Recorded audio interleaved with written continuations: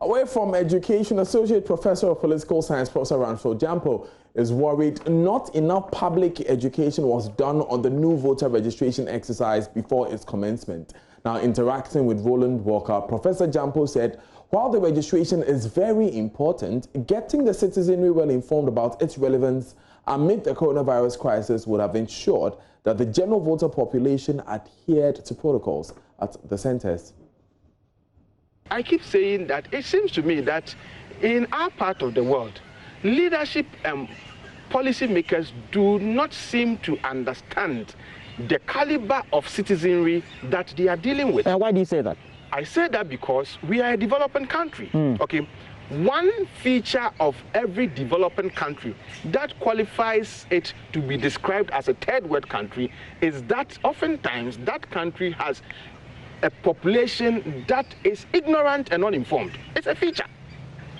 Okay, so unless you understand the caliber of people you are dealing with, you would only, I've heard the Electoral Commission say that, well, they've done what they are supposed to do, and it's up to Ghanaians to be, the Ghanaians are old and matured enough to be able to know how to observe. So and you have a problem with that? And I have a problem because with that. You think the Electoral Commission should not be saying that? It seems that then they don't understand the caliber of people they are dealing with. The caliber of people that constitute a developing country are not well informed. One of the features of every developing country is that it has majority of its citizenry being ignorant. And so you have to do two things. You have to overly educate and sensitize them. That is number one. And number two, you have to ensure rigid enforcement of every protocol or every rule. But you cannot sit down and say, I've said this, and they know, they are adults. They should know what is right. Maybe maybe they don't understand the caliber of people you are governing. I went to my hometown. At a point in time, I had to buy some food stuff. So I went to those people, fishmongers, along the Komante Abanzi Road.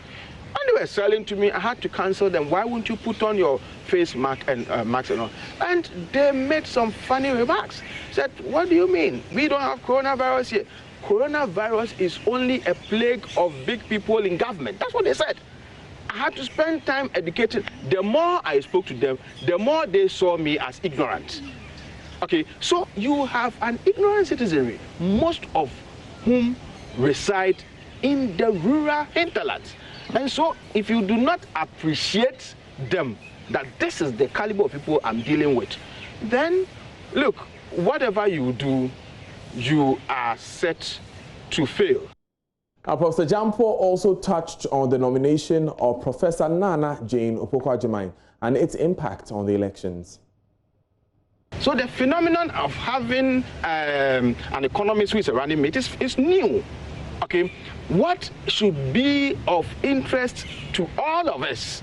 I have a lot of respect for Dr. Bawumia, and when he speaks, you can appreciate that he understands the economic issues. I've always argued that he's the only person who is able to explain things better to my understanding. The rest, when they talk, you don't know what they are talking about. You understand? So I have a lot of respect for him. He's an economist par excellence. But if you are looking for a running mate for another political party, you do not necessarily have to say that I'm looking for somebody who will be able to match Dr. Bawumia. If you do that, you miss the point. It's irrational. You should look for somebody who you will say, as for this person, he or she understands the bread and butter issues confronting Ghanaians, and he or she has what it takes to help in translating policies into concrete developmental outcomes reflected in the lives of the ordinary people. Is that why you wrote just a day ago that the MPP does not fall for the trap of committing political suicide by saying nasty things that may be interpreted as an attack on women? It may haunt them later. A critique of her selection must be based only on issues. Well, precisely. It's a trap. I mean, somebody has selected his running mate.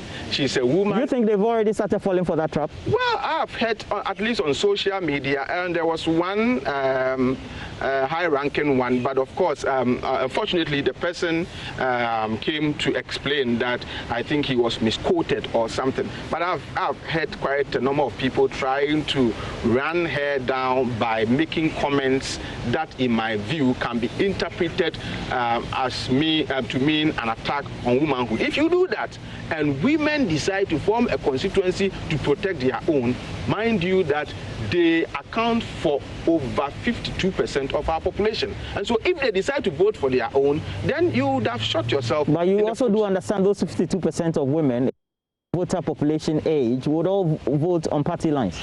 In fact, so in my subsequent analysis, I've said that even though a lot of women are hailing her appointment, generally women do not vote for their own because of partisan party political reasons. Unfortunately, women in our part of the world, they don't form one constituency. You see, once they form a constituency, they will say, because she is coming from us, we vote for her. But because of partisan reasons, they are divided. So you will hear a lot of women saying that, well, she's an accomplished scholar, she can do it, but because she's not in my party, I can't vote for her. And so at the end of the day, she would have a lot of work to do if she really wants to court the support of women.